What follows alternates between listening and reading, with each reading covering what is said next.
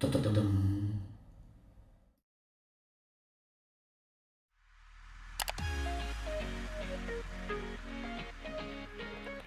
大家好，我係寶修女。喺疫情之下，相信大家都已經好耐冇飛過。今日就同大家介紹 Netflix 嘅一個旅遊節目《度假屋環球攻略》。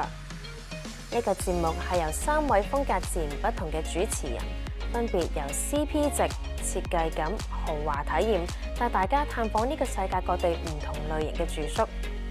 除咗一啲奢華住宿之外，入面亦都有漂浮船屋、森林樹屋、海灘別墅，仲有啲住宿係喺沙漠上面同埋洞穴入面，真係令人大開眼界。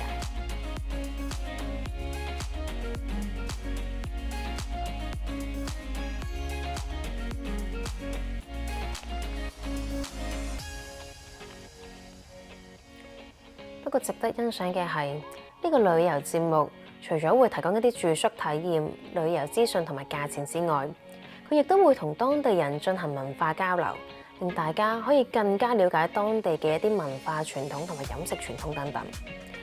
不過嗰3位主持人講嘢實在太誇張啦！我醒喺好多年前，外國有個女記者都想做類似嘅專題，介紹世界各地一啲鮮為人知嘅住宿。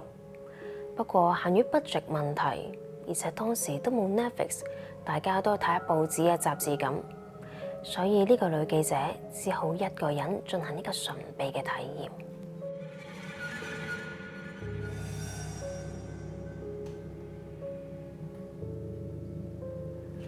有一次，個女記者去咗森林入面嘅一間木屋。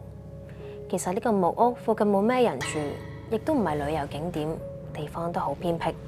不過佢係某個著名畫家嘅故居，入面有好多佢嘅作品，所以都少有名氣。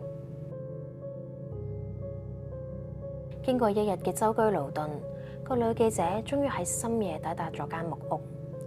佢一入到屋入面，發現入面真係好多畫作，而且大部分都係人像。雖然屋入面嘅燈光好微弱，不過都可以見到每一幅畫作都畫得好精緻。每一幅都好似真人一樣，而佢床對面嘅係一幅男人嘅畫作，佢畫得栩栩如生，稜角分明，特別就係嗰對眼。但係喺夜晚瞓覺嘅時候，可能屋入面真係太多人像，個女記者總係覺得有人望住自己咁，特別係佢床對面嘅呢一幅畫，所以個女記者都唔敢再望入面嘅畫作。第二朝早，個女記者行近一望，頭皮一陣發麻，因為原來佢床對面嘅並唔係一幅畫，而係一扇窗。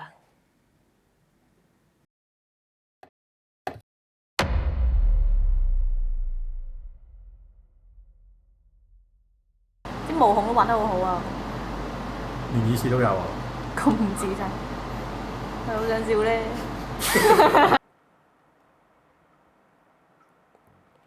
有一次，個女記者呢個真係J 字好，女記者。頭先嗰個信，唔係話晒修女都係外國，係。